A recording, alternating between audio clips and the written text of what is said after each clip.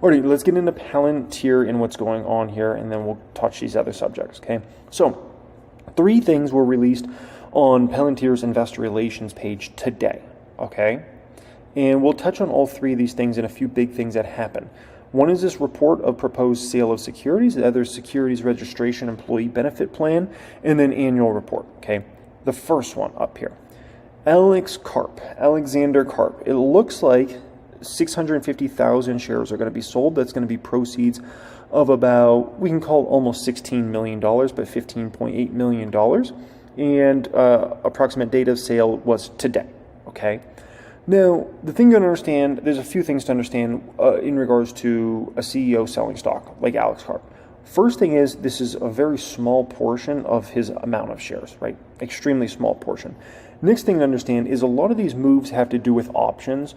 If you don't know, executives of companies, CEOs, CFOs, many others, they get basically compensation in options. And then they exercise those options over time, and then they end up moving out of the underlying shares in relation to those options. So that's a factor to keep in mind. There could be tax bills due this time of year.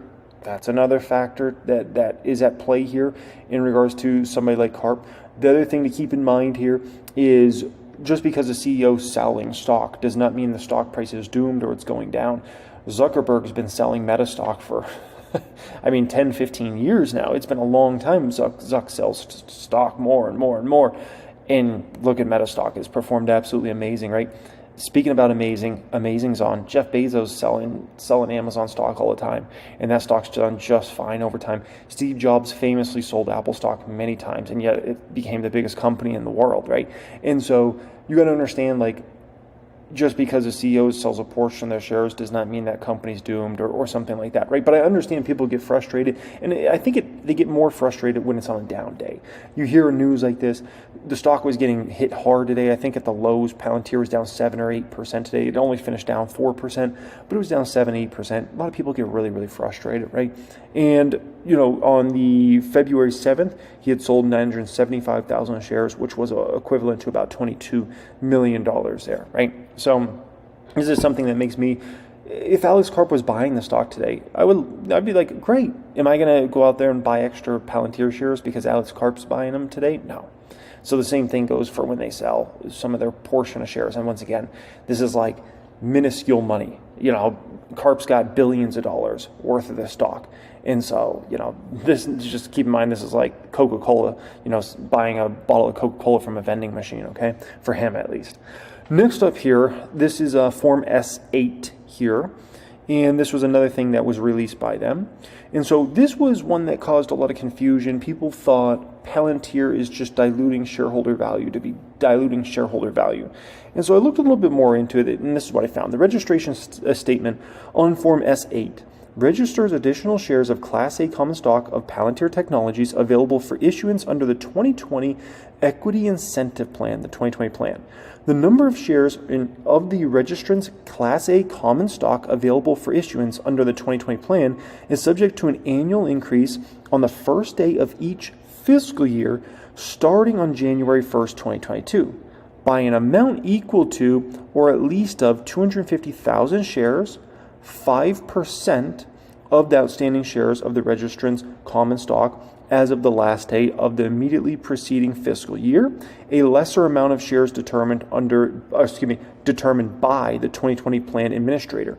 The registration statement registers an aggregate of 110 million shares of the registrant's Class A common stock, all of which will be available for issuance under the 2020 plan as of January 1st, 2024, right? So, to break it down as simple as possible, this is a plan that's been in place for many years now at this point in time, right? And you got to understand that for a company like Palantir, they're going to pay, like, why, if you're a high-level person, why are you going to go to work for Palantir? It's not just because you believe Palantir is a great company and you want to do great work for them and work for Alex Karp and all these things. No. It's also because you're going to get a salary. But it's not just a salary. It's then the stock options on top of that. And in regards to those stock options you get, or those shares you get that vest over a portion of time, right? Well, if the company does very well while you work there and those shares are vesting that you're getting given in compensation, right? Suddenly you can go from you make $200,000 a year, it looks like, but really you're making $400,000, $500,000, $600,000 in reality, okay? And so this, all tech companies do this. Google does it, Apple does. I can't think of a tech company that doesn't dilute shareholder value by issuing shares over time and giving those shares to their employees, and especially their top employees over time. So this is what's going on there. And I look at it, when I look at it, it's like, it's part of doing business, right? It's part of doing business. Like, there's no way around it. It's like saying, like, I wish Palantir didn't have to pay their employees. Like, okay, like, it's part of doing business, especially as a tech company. Now, in relation to Palantir, they've been keeping their shares outstanding under I would say, pretty good check here recently, right? As far as in 2022, shares outstanding went up 3.89%. 2023, shares outstanding went up 3.4%. That's very good. I mean, if Palantir can keep, around those sorts of numbers, that's great. Because it used to be a big subject for the bears about, Palantir's got crazy share dilution because they had 94% in 2020.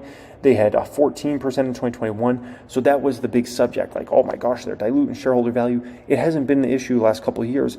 And I don't really see it being the issue here in the short term either. I think, from what I see, they're going to still be able to keep their shares outstanding in pretty good control here, right?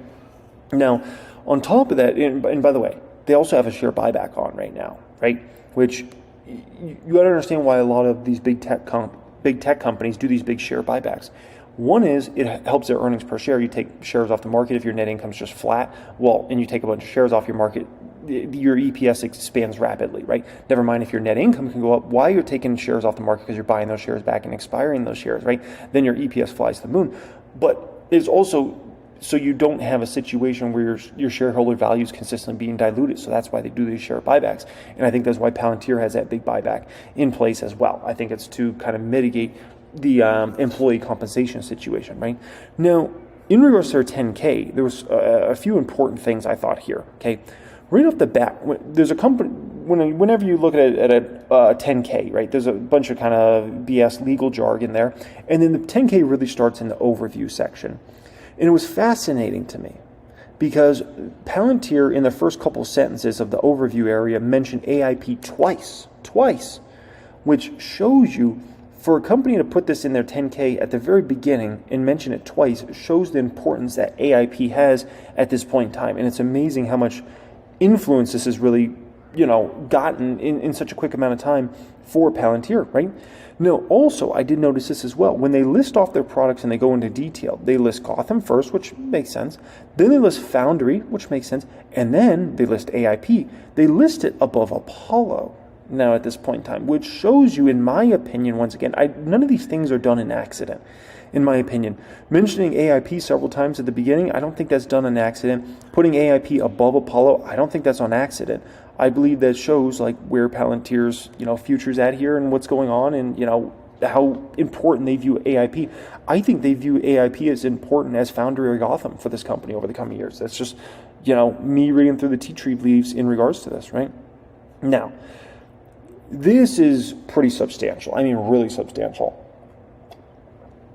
So, there was a change in word choice in the 10K. The language has changed, and they posted this in the private stock group's Palantir chat here. The language has changed from may or may not to will at some point in regards to the $1 billion share repurchase, right? Now, that's an important change in word choice there, right? From may or may not to will, that means like we're doing this.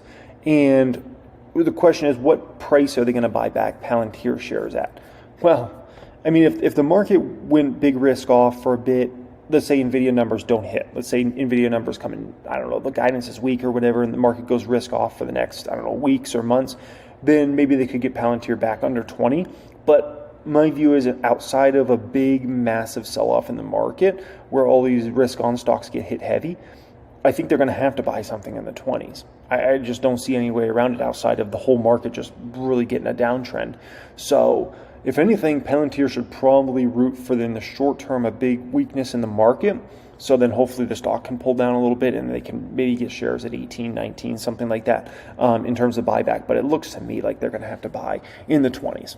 That's what it looks like to me at the end of the day, okay? Now, for Palantir, let's not confuse the story, okay? For Palantir, it's all about scaling this net income, right? They went from September 2022, $123 million net loss, to this latest quarter they had a $93 million net income, right?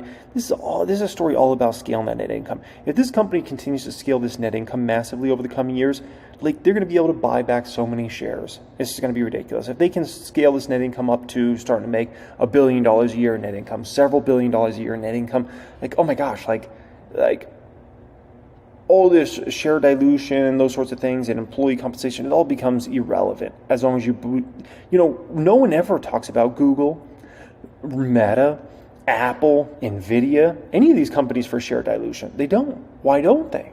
Well, because those companies all produce such insane net incomes that then they have so much money, so much cash flow coming into them all the time, they're able to then go ahead and do share buybacks again and again and again and mitigate any share dilution that's happening out there. So as long as Palantir continues to focus on their business and growing that top line, that bottom line substantially, like this all ends up not even mattering in the end in relation to that. So I just think that's a little food for thought in regards to this situation. Okay, so that's the big, huge situations in regards to Palantir broken down for you there. Okay, I hope you enjoyed that portion there of me breaking down all three of those subjects for you. Okay, talk a little bit about NVIDIA and some of my thoughts around these NVIDIA earnings that are coming here. Okay, so it was interesting. While I was preparing this video, I was sitting in this chair mainly, and I had fast money on while I was prepping the video. I'm just kind of listening and whatnot. It's kind of like background music noise, we can call it. And it was fascinating because I'm listening to them talk about NVIDIA on fast money, and they were so focused on downside, and they were so focused on talking about, well, if they miss, the numbers aren't impressive, this is going to happen. There was almost non-existent talk about like the upside, which you're usually in either a bubble or a stock's about to have a problem if all people are thinking about is upside, upside, upside. Oh my gosh.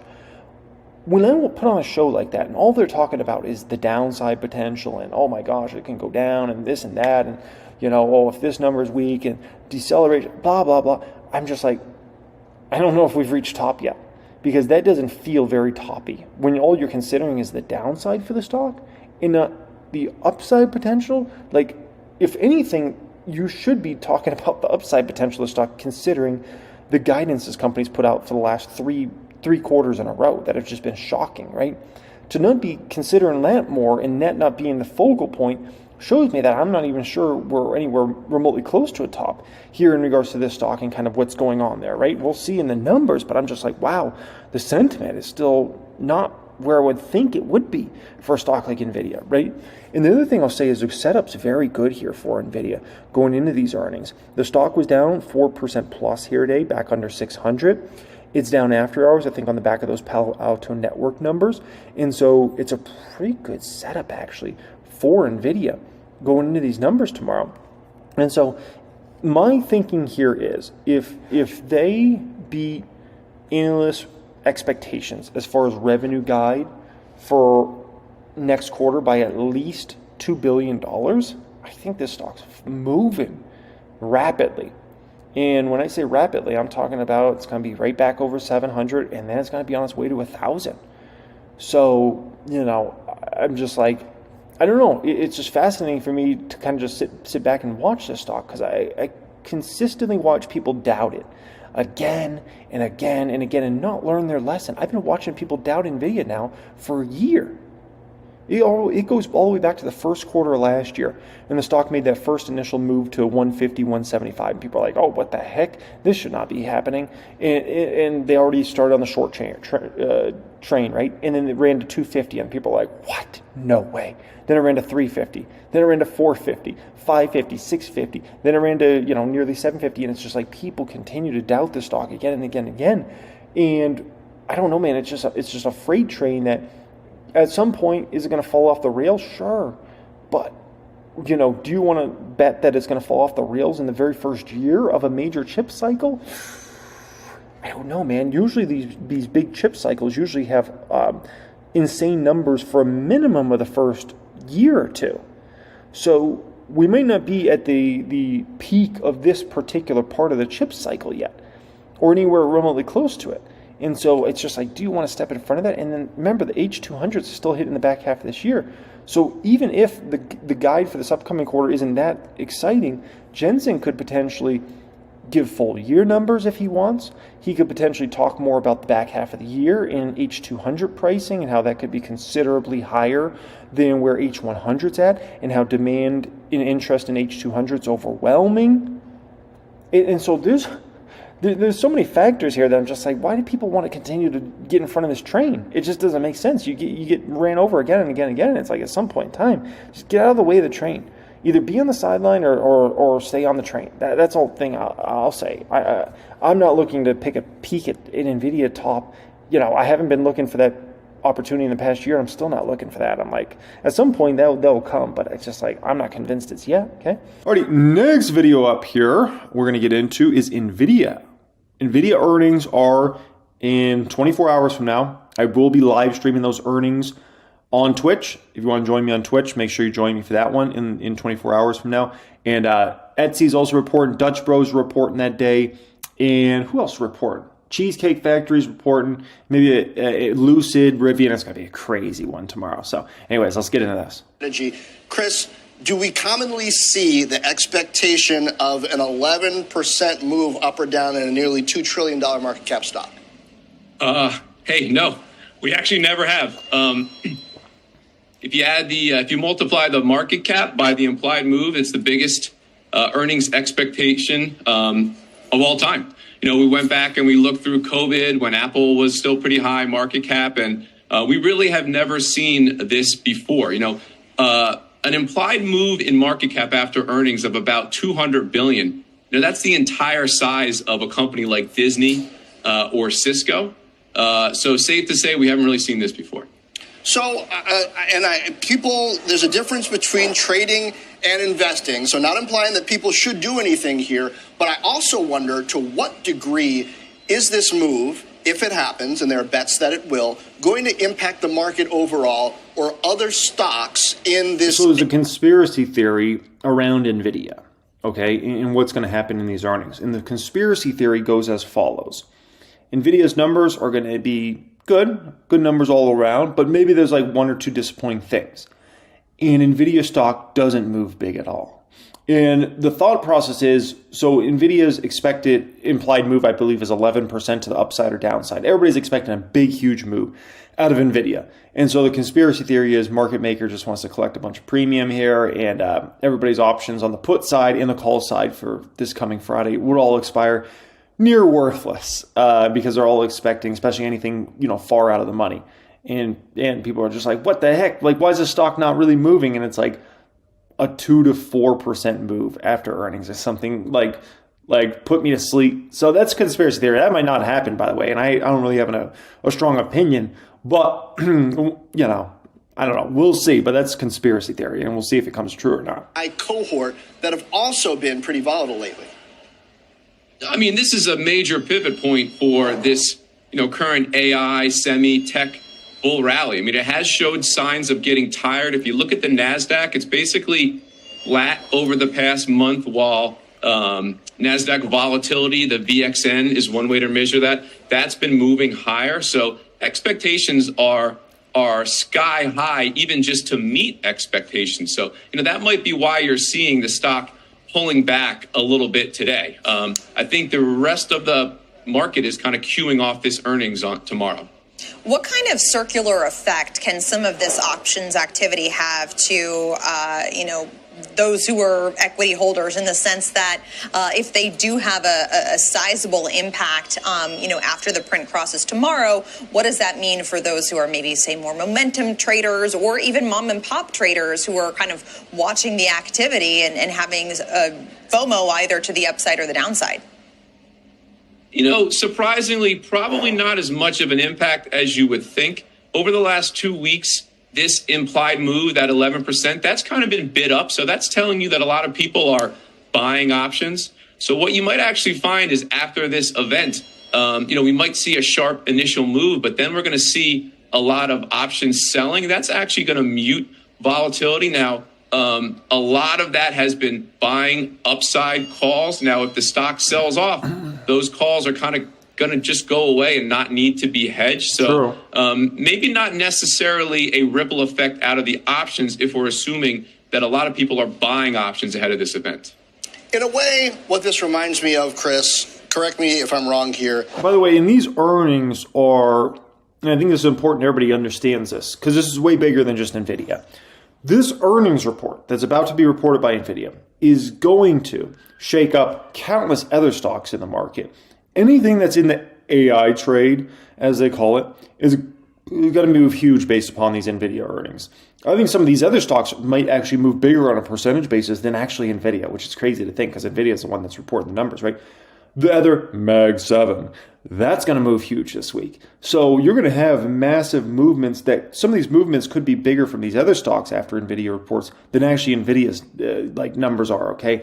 And so, but what I will say is if NVIDIA comes in and just blows it out of the water again, NVIDIA's climbing to 1,000. Not climbing to 1,000 this week, but it's climbing to 1,000 over the next, few months if they come in and just smash it again in terms of that guidance. And everybody's like, oh my gosh, they just killed it again. So, yeah. Meta, formerly Facebook, in early 2022, right? In the sense that it's a pretty big stock, not as big as NVIDIA is now. And what we ended up with was a big move that got people arguing that the narrative had changed. Now we can see to a degree that's greater than it actually did. So what did you see in the options market, not just in Meta, but around related names after that big move in 22?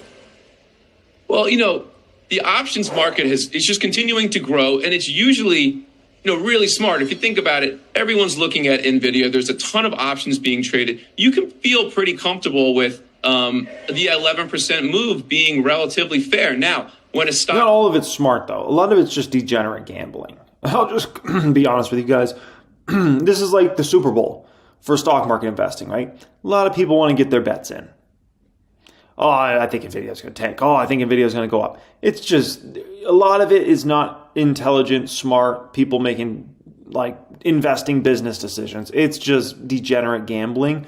No different than you gamble on the Super Bowl or something like that. So I want to put that out there. Really catches you off guard like Meta did, well, as you mentioned, or 3 and 4 quarters ago, NVIDIA really caught everybody off guard, beating by an incredible amount, and you had these massive 14 and 24% moves higher in the underlying. Now that's kind of being expected. Obviously NVIDIA could surprise and really have a worse number, but really it seems like this incredible performance is now expected out of this stock. And part of the reason we're seeing that 11% move is because of those big moves that we saw recently. And it might even be a little bit overinflated. We'll see.